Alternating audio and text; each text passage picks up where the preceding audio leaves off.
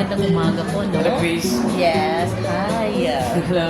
Nako, talagang makikita naman ninyo, no? Yung kanyang pagmumukha ay wala sa kanyang edad. Nako. Anyway, ngayong araw po ay makikilala natin si Joanne Palalisa, no? Isang business owner.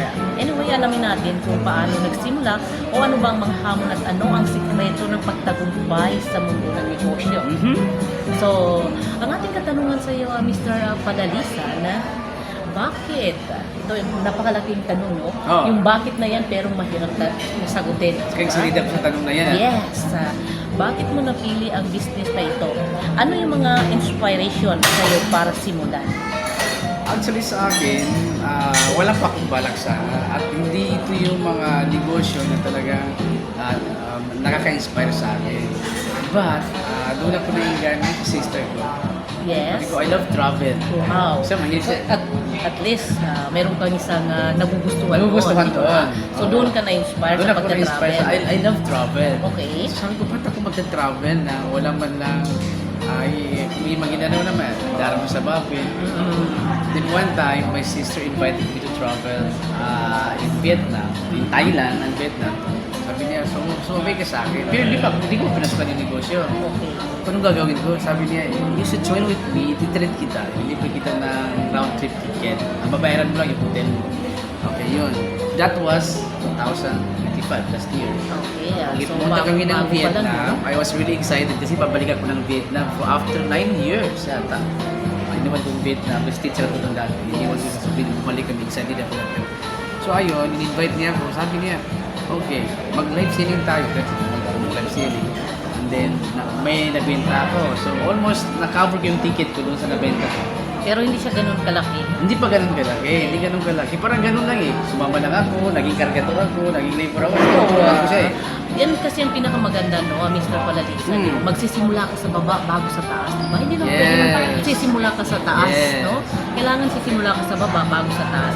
Anyway, ang pangalawang katanungan ko po sa iyo, anong pinakamahirap na parte ng pagninegosyo na hindi nakikita ng mga tao? Pinakamahirap, of course, bilang sales, nasa sales kasi, pag ano ka, matawag dyan, may nagla-live ka, live seller ka, online Mahirap seller yan. ka, mahirap siya kasi kailangan maingganin mo Oo, yung mga tao. Kailangan yung mga kaya- nanonood sa'yo, Yes, dapat kailangan na may galing mapabenta mga ka. sa'yo. Kasi pag wala kang benta, wala kang kita. So, ang ginagawa naman kasi namin is, through, hindi mo kami magkikita ng live selling, through messenger yan. Sinisend. So, nagkakaroon ng transaction. So, kahit pa paano, yung maginano na kasunod mo talaga yung pagkabenta. Right. At least pagkabenta ka, kahit ganun, kahit maliit, nagsisimula naman tayo sa maliit, di ba? Kahit And, nga ako doubt ako sa sarili ko na Uy! pagkabenta. Kaya nga, no, nagtataka ka rin bakit ang dami ng customer. Oo, hindi naman ako kilala. Oo. But the guidance of my sister, natawid So magpasalamat ka sa sister mo, Mr. Palalisa, no? Thank you so Anyway, much. ang pangatlong katanungan ko po sa iyo, ano ang sikreto mo para mapanatili at mapalago ang business at ganyan? Tsura. Wow! Napakapagbata mo pang tingnan. At Sa edad least. mong yan. Huwag na nating magitin Wala, sa edad mo ang pagmumukha mo, Mr. Palalisa. Lampas na sa kalendaryo. Okay, paano mapanatili yung negosyo? Of course, sipag lang kasi. Sipag lang din.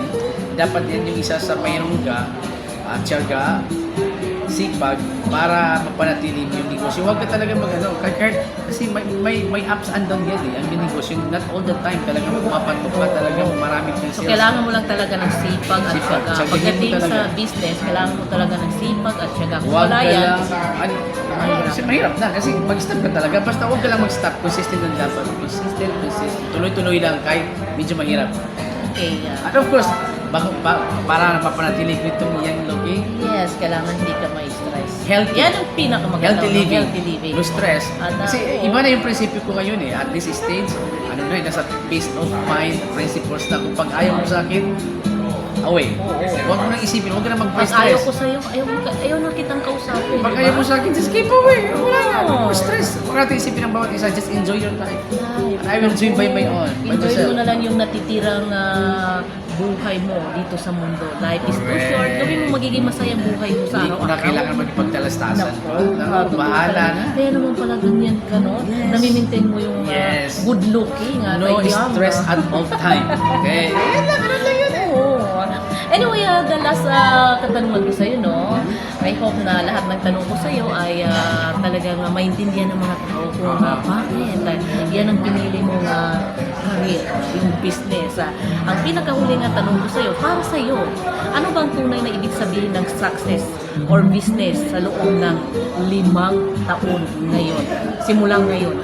Actually, the word success has no exact definition. Yes. Pero sa ating kasi mga negosyante, ang success is tagumpay nung paglago ng isang negosyo. But in other terms, success is being contented and happy living with your own life. That's success. Totoo yan. So, Totoo dalawa yan, lang yung Mr. Padalisan. pwede mo i-define ang dalawa in a business way and in a personal way. At saka yung happiness mo. Happiness way. If you are happy living with your life today, then that's a definition of success. Mayaman ka na. Mayaman ka na doon kasi kontento ka. So Yeah. I think that's success. Kung sa business naman, is, of course, yung lumago siya, so that's the definition of success. So, meron pa akong another katanungan sa'yo. Ito na yung pinakauli, no? Kung babalikan mo yung sarili mo nung nagsisimula ka pa lang, ano yung isang sasabihin mo sa kanya ngayon? Babalikan ko yung sarili ko